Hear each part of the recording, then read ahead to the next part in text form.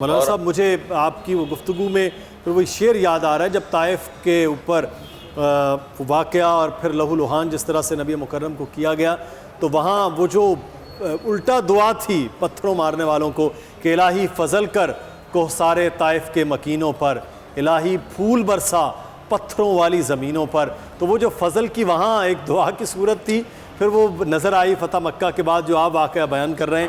تو یہ تو مثال بہت مشکل سے ملنا ہے کہ عام آدمی کے لیے تو کوئی شخص کسی کو اف کہہ دے، کوئی اوئے کہہ دے تو وہ شخص معاف نہیں کر سکتا. تو یہاں تو زمین و آسمان رونے کے بعد بھی اس طرح سے معاف کرنا تو بہت دور کی بات، باہیں پھیلا کر استقبال کرنا، تو یہ آج کی زندگی میں ہم اس چیز کو کیوں نہیں اپنا پا رہے ہیں؟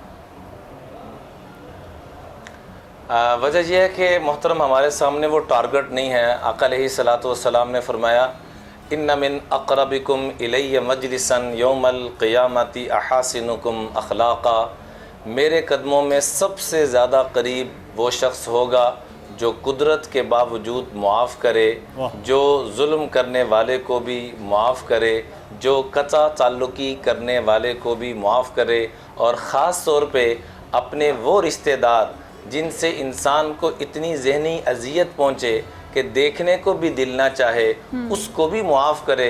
اور اس پہ فرمایا جو صدقہ کرتا ہے اپنے اس رشتہ دار پہ جس کو دیکھنے کو بھی دل نہ کرے، فرمایا کائنات کا سب سے بہترین صدقہ ہے. ٹارگٹ جب سامنے ہوگا کہ میں نے یہاں پہنچنا ہے بھائی جان، تو اللہ کے فضل و کرم سے پھر منزلیں بھی رب آسان کر دیتا ہے. ہم یہ ٹارگٹ رکھیں، ہم نے خالی جنت میں نہیں جانا، وہ تو آقا علیہ الصلوۃ والسلام کی دعاؤں کے صدقے سے کلمہ پڑھ لیے جنت میں تو پہنچ ہی جائیں گے اس مالک کے فضل سے، آقا علیہ الصلوۃ والسلام کی دعاؤں کے صدقے سے. ہمارا ٹارگٹ آج سے جنت نہیں ہونا چاہیے. آج ہم ایک ٹارگٹ طے کریں گے. ٹارگٹ کیا ہے کہ ہم نے جنت کے اس مقام پہ پہنچنا ہے جہاں امام الانبیاء کے قدموں والی جنت ہمیں نصیب ہو، جس کے بارے میں آقا علیہ الصلوۃ والسلام نے فرمایا لبنۃ من لؤلؤۃ بیضاء ولبنۃ من زمردۃ خضراء ولبنۃ من یاقوتۃ حمراء وحشیشها الزعفران. اللہ پاک نے ایسی پیاری جنت بنائی ہے جس کا پڑوس امام الانبیاء کا ہوگا اور جس کا چھت سقفها عرش الرحمن، رحمان کا چھت ہوگا. تو جب ہمارا ٹارگٹ وہ ہوگا کہ میں نے وہاں پہنچنا ہے، اور آپ علیہ الصلوۃ والسلام بڑی دل کی حسرت کے ساتھ اس بات کی مجھے آپ کو ترغیب دے رہے ہیں سیدنا انس بن مالک کو مخاطب کرتے ہوئے، اے میرے بچے یا بنیا ان قدرت ان تصبح وتمسی فلیس فی قلبک غش لاحد. اے میرے بچے اگر ہو سکے تو صبح و شام ایسے کرنا کہ تیرے دل میں کسی کی نفرت نہ ہو. صبح و شام سے مراد یہاں پر دن رات بھی ہے، اور صبح و شام سے مراد ہر صبح و شام بھی ہے. اگر تم اپنے دل میں کسی کی نفرت نہیں رکھو گے، معاف کرتے رہو گے، تو میں امام الانبیاء تمہارے لیے دل سے دعائیں دیتا ہوں کہ رب کائنات تمہیں دنیا جہان کی وہ رحمتیں، وہ برکتیں عطا فرمائے کہ جس کا تم تصور بھی نہیں. کیا بات ہے مولانا صاحب. ابھی ہم شامل گفتگو کر لیتے ہیں. ہمیں اسلام سے جوائن کیا علامہ امین شہیدی صاحب نے. بہت شکریہ علامہ صاحب آپ کے وقت کا بھی.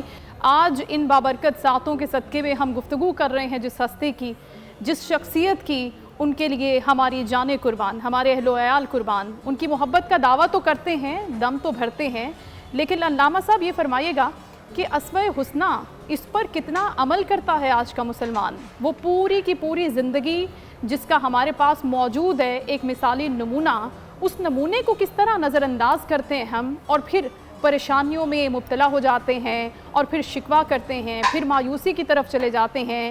کیا یہ انہی چیزوں سے دوری کا نتیجہ سمجھ رہے ہیں آپ؟ کیا فرمائیں گے؟ بسم اللہ الرحمن الرحیم. میں سب سے پہلے آپ کے تمام ویورز کو، تمام عالم اسلام کو اس عظیم ترین ہستی کی ولادت کے اس باسعادت موقع پر مبارکباد پیش کروں گا. جہاں تک آپ کے سوال کا تعلق ہے، دیکھیے سب سے اہم چیز یہ ہے کہ اگر آپ کسی کو فالو کرنا چاہیں تو اس کی شناخت ضروری ہے. آپ کو پتہ ہو کہ وہ شخصیت کیسی ہے. جب شخصیت کی شناخت دل میں پیدا ہوگی تو خود بخود محبت پیدا ہوگی. محبت پیدا ہوگی تو اس محبت کے نتیجے میں انسان اس شخصیت کو فالو کرنے لگے گا. قرآن کریم نے اس لیے ہماری رہنمائی فرمائی ہے قل ان کنتم تحبون اللہ فاتبعونی. اے رسول ان لوگوں سے کہیے کہ اگر یہ اللہ سے محبت کرتے ہیں تو یہ آپ کی اتباع کریں اور آپ کو فالو کریں۔ تو اللہ سے محبت کے لیے بھی رسول اللہ کو فالو کرنا ضروری ہے، اور رسول اللہ سے محبت کے لیے بھی رسول اللہ کو فالو کرنا ضروری ہے۔ فالو کرنے کے لیے معرفت چاہیے۔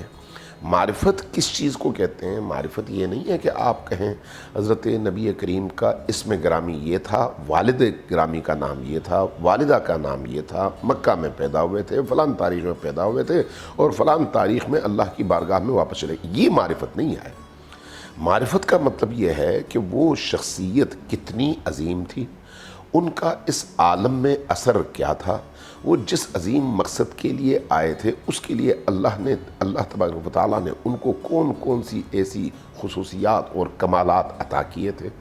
اب آپ جب ان کی ذات اور ان کی صفات کی معرفت حاصل کریں گے اور اپنے اندر اس معرفت کو محسوس کریں گے تو خود بخود آپ کے دل، آپ کے جذبات، آپ کی روح اس شخصیت کی طرف متوجہ ہوگی، اور جب متوجہ ہوگی تو جیسے جیسے آپ کا رخ ان کی طرف ہوگا ان کی کشش آپ کو اپنی طرف کھینچتی چلی جائے گی، یہاں تک کہ اس ذات گرامی کی شعاؤں میں آپ خود نہا رہے ہوں گے اور آپ خود نورانی ہو چکے ہوں گے۔ جب انسان اس شخصیت کی ذات کی شعاؤں اور نورانیت میں رنگ جاتا ہے تو پھر اس کے اعمال بھی اسی رنگ میں رنگ جاتے ہیں۔ لہٰذا اگر ان کو ہم صادق کہتے ہیں تو ان کی صداقت کا نور ہمیں اس طرح سے اپنی اس نورانیت میں رنگ سکے۔ اگر ان کو ہم امانت دار اور امین کہتے ہیں تو ان کی اس امانت کا نور، امانت داری کا نور، ان کی پاکیزگی کا نور، وہ نور ہمیں اپنی گرفت میں اس طرح سے لے لے کہ ہمارے وجود سے خیانت کے تمام جراثیم کو نکال کر پھینک دے، جھوٹ کے تمام جراثیم کو نکال کر پھینک دے۔ نبی کریم صلی اللہ علیہ وآلہ وسلم رحمت خدا کا دروازہ ہے۔ اللہ تبارک و تعالیٰ نے نبی کریم کو ابو القاسم کا خطاب دیا ہے۔ ابو القاسم کا مطلب تقسیم کرنے والا ہے۔ کیا چیز تقسیم کرنے والا؟ اللہ کی رحمتوں کو۔ اگر کائنات میں کوئی بھی چیز مخلوق کے درمیان تقسیم ہوتی ہے، مخلوق کی ضرورت کے مطابق تقسیم ہوتی ہے، چاہے وہ مخلوق انسان ہو، جنات ہوں، چرندے ہوں، پرندے ہوں، درندے ہوں، زمین ہو، آسمان ہو، جو بھی چیزیں ہوں، ان سب کو جو بھی فیض ملتا ہے وہ فیض نبی کریم صلی اللہ علیہ وآلہ وسلم کی ذات گرامی کے صدقے میں ملتا ہے اور ان کے ذریعے سے ملتا ہے۔ لہٰذا وہ رحمت خدا کا دروازہ ہے، وہ رحمت خدا کا معدن اور خزانہ ہے۔ اب اس خزانے اور اس معدن کی جب تک شناخت نہ ہو انسان کو تو انسان کیسے ان سے استفادہ کرے؟ آپ کو اگر کہا جائے فلان جگہ زمین کے نیچے ایک خزانہ ہے وہ نکال لو، تو جب تک آپ کو ایگزیکٹ جگہ کا پتہ نہ ہو اور آپ ایگزیکٹ جگہ جا کر مٹی کو الگ نہ کریں خزانے تک پہنچ نہیں سکتے۔ ایک عام مادی خزانے تک پہنچنے کے لیے بھی رستے کا اور اس خزانے کی موجود جگہ کا تعین اور اس تک پہنچنا ضروری ہے۔ نبی کریم اس پورے عالم کو اللہ کی رحمت پہنچاتے ہیں، اس لیے اللہ نے فرمایا وَمَا أَرْسَلْنَاكَ إِلَّا رَحْمَةً لِلْعَالَمِينَ۔ اس پورے عالم کو اگر اللہ کی رحمت ملتی ہے تو وہ اس ذات بابرکت کے طفیل ملتی ہے۔